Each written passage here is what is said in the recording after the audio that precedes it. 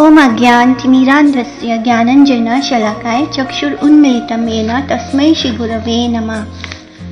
वाञ्छा कल्पतरुभ्यश्च कृपा सिन्धुभ्येव च पतितानां पावनेभ्यो वैष्णवेभ्यो नमो नमः। आज हम वामन देव पे कथा करेंगे, भगवान वामन देव पर। जब कृष्ण भगवान ने मोहिनी अवतार लिया था तब उन्होंने सारे देवताओं को अमृत पान कराया था, बट असुरों को अमृत से वंचित किया था। इसका एक कारण ये भी है कि देवता भगवान के शरणागत थे और असुर इक्वली बलशाली होने के बावजूद कृष्ण के शरणागत नहीं थे। तो जो कान्हा के साथ नहीं होता, उनके शरणागत नहीं होता, उस पर भगवान की विशेष कृपा नहीं होती। इस तरह इंद्र और सभी देवता ने इस अमृत पान के कारण सारे असुरों को पराजित कर दिया और सभी असुरों को मार दिया। तब बलि महाराज, जो कि श्री प्रहलाद महाराज के पोते थे, वो भी मारे गए इस असुर और देवताओं के युद्ध में। तब शुक्राचार्य, जो कि असुरों के कुल गुरु थे, वो ऐसी विद्या जानते थे जिससे उन्होंने बलि महाराज को पुनर्जीवित कर दिया।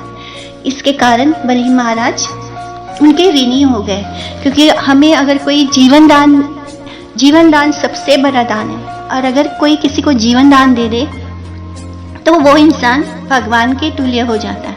तो इस तरह इसके कारण बलि महाराज ने उन्हें अपना गुरु स्वीकार कर लिया और खूब अच्छी तरह उन्होंने अपने गुरु की सेवा की। उनके गुरु शुक्राचार्य चाहते थे कि बलि महाराज सारे देवताओं को पराजित कर स्वर्ग लोक को जीत ले और तीनों लोक पर शासन करे। इस तरह शुक्राचार्य ने बलि महाराज से विश्वजीत यज्ञ करवाया, जिसमें बलि महाराज ने बहुत सारे युद्ध जीतने वाले जो वर है वो प्राप्त किया।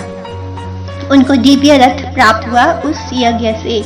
धनुष और बाण रखने वाला जो तरकश होता है, जिसमें कभी भी नहीं खत्म, जिसमें जो तीर है वो कभी भी खत्म नहीं होते, हमेशा भरे रहते हैं। और इस तरह प्रहलाद महाराज जी, जो उनके दादा हैं, वो उन्होंने उनको एक फूलों की माला दी जो कभी मुरझाता नहीं है। और शुक्राचार्य ने उन्हें शंख दिया। ये कथा सुखदेव गोस्वामी श्री परीक्षित महाराज को सुना रहे हैं। परीक्षित महाराज ये नहीं समझ पाए कि आखिर श्री हरि को बलि महाराज से भिक्षा क्यों मांगनी पड़ी। जिनका सब कुछ है वो तो हरि हैं, ऐसे भी हर सकते हैं, सब कुछ छीन सकते हैं, उनका ही तो है सब कुछ, फिर वो भिक्षा क्यों मांगने जाते हैं बलि महाराज से।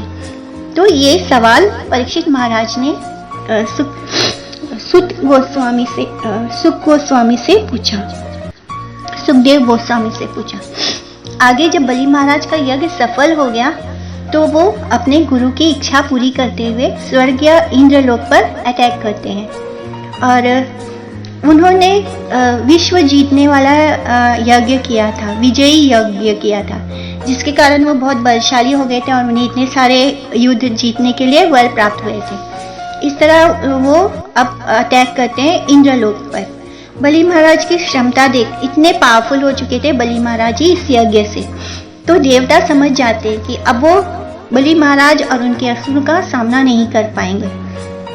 इसलिए तब सारे देवता अपने कुलगुरु श्री बृहस्पति के पास जाते हैं। तो बृहस्पति उन्हें सलाह देते हैं कि वो सब अपना रूप बदलकर वहां से पलायन कर जाएं और सब इसी तरह इंद्रलोक छोड़कर गायब हो जाते हैं, बिना असुरों की आंखों में के सामने आए हुए अपना रूप बदलकर। तो इस तरह बलि महाराज देवताओं पर भी विजय प्राप्त कर लेते हैं और अपने गुरु की इच्छा को पूर्ण करते हैं। देवताओं की माता अदिति अपने पुत्रों की इस दशा से परेशान है, तो वो अपने पति कश्यप मुनि, जो कि उनके स्पिरिचुअल मास्टर भी हैं, उनसे इस बारे में कहती हैं। तब कश्यप मुनि उनको कहते हैं कि कौन पुत्र, कौन सा यज्ञ, कौन सा राजा, सब कुछ वैसे भी खत्म होने वाला है। वो उनको बहुत श्रेष्ठ ज्ञान देकर समझाने की कोशिश करते हैं कि यहाँ कोई हमारा पति नहीं, कोई पुत्र नहीं, कोई माता नहीं, कोई पिता नहीं। हमारे जो असली माता पिता, जो हमारा असली रिश्ता है वो किसके साथ है? श्री कृष्ण के साथ, भगवान जी के साथ। तो इस तरह कश्यप मुनि उन्हें बहुत श्रेष्ठ ज्ञान देकर समझाने की कोशिश कर रहे हैं, उनको देह बुद्धि से निकालने की कोशिश की, पर अदिति माता अपने पुत्रों के मोह में, उनकी चिंता में थी। तब कश्यप मुनि ने देखा कि ये तो इस ज्ञान को नहीं समझ पाएंगी, स्पिरिचुअल रियलाइजेशन उनके अंदर नहीं आ रहा है। तब वो बोलते हैं कि आप भगवान श्री कृष्ण की भक्ति का करके उनसे अपना वर प्राप्त कर सकते हैं, वही प्रसन्न होकर आपकी इच्छा को पूरी कर सकते हैं। तो श्री कृष्ण की भक्ति का उपाय बताते हैं। इस तरह अदिति माता उनसे पूजा के नियम विधि जानने की इच्छा रखती है और बोलती है कि आप मुझे इसके जो भी रेगुलेटिव प्रिंसिपल्स हैं वो बता दीजिए कि मैं किस तरह ये पूजा करूं। तब वो उन्हें बताते हैं कि ये 12 दिनों की पूजा होती है जिसको पयोव्रत कहते हैं। और इस तरह और इस व्रत के वो उन्होंने सारे नियम कायदे अदिति माता को बता दिए और वो बताते हैं कि उन्हें इसका ज्ञान ब्रह्मा जी ने दिया था। इस तरह अदिति माता ने 12 दिनों तक पयोव्रत को बहुत स्ट्रिक्टली फॉलो किया और 12वें दिन पर भगवान हरि उनके सामने प्रकट होते हैं। वो उनकी पूजा और भक्ति से बहुत संतुष्ट हैं। तस्या प्रादुर अभूतात भगवान आदि पुरुषा पीठ वासास चतुर्बाहु शंख चक्र गदाधरा। माता अदिति प्रेम और आनंद के बाद बाढ़ में विहल हो गई। मतलब अपने सामने साक्षात भगवान को कोई देखे तो क्या उसकी दशा होगी। एक दिन भगवान हमारे सामने भी इसी तरह प्रकट होंगे।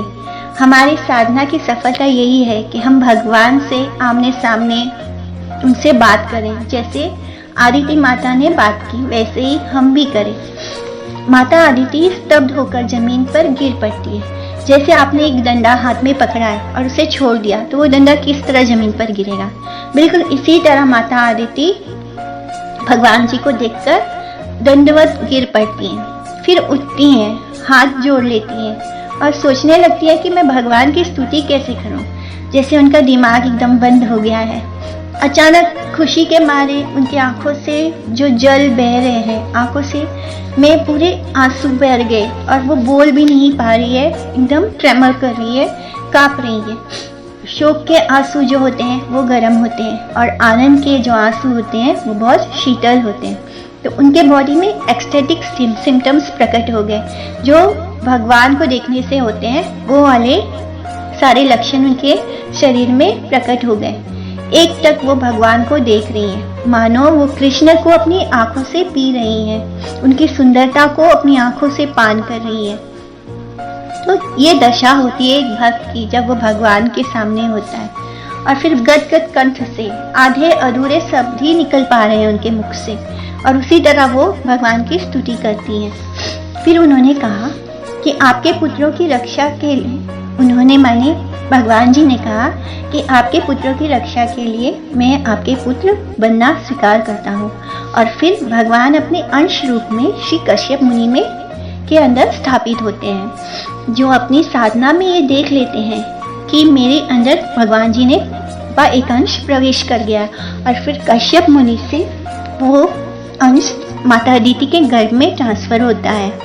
इस तरह माता अदिति के गर्भ में भगवान जी आते हैं। ब्रह्मा और आदि देवताओं को इसका पता चल जाता है और वो सब माता अदिति के पास आकर भगवान जी की स्तुति करते हैं।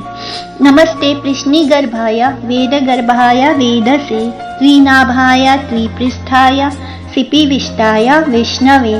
और फिर जब ब्रह्मा जी स्तुति कर लेते हैं तब भगवान अदिति माता के गर्भ से प्रकट होते हैं, शंख चक्र गदा और लोटस फ्लावर के साथ।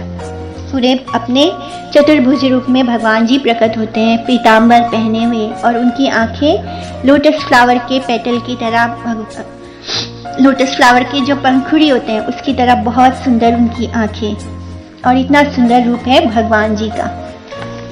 जैसे गीता में आता है, जन्म कर्म चामे दिव्यम एवं योवेति तत्वतः।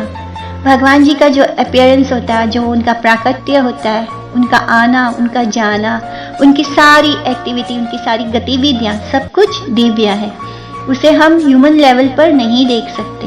भगवान जो भी करते हैं वो दिखने में बड़ा साधारण दिखता है, किंतु उसके पीछे कोई कारण होता है, कोई श्रेष्ठ कारण होता है जिसे एक आम इंसान बिल्कुल भी नहीं समझ सकता।